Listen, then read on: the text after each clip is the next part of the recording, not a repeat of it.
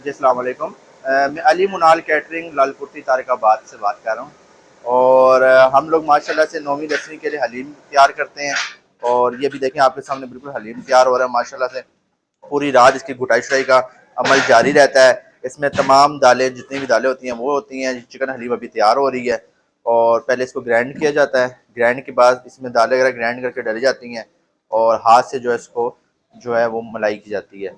इसी तरीके से हमारा जो है बिरयानी, पुलाव, ज़र्दा जो मुहर्रम के दिनों में इस्तेमाल होता है वो ज़्यादा यूज़ हो रहा है। और शुक्र अल्हम्दुलिल्लाह अल्लाह का करम है, लालकुर्ती क्योंकि कैटरिंग के नाम से मशहूर है देगों के हवाले से।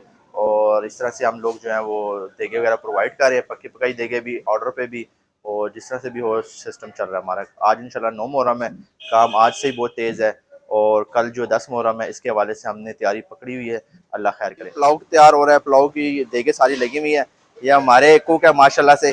और ये कुक होते हैं नासिर भाई आए, ये हमारे कुक है।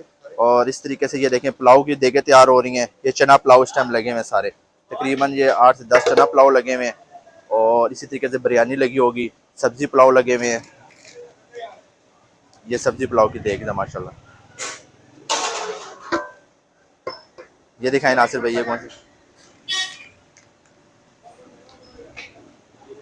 ये सब्जी पुलाव की देग आ गई।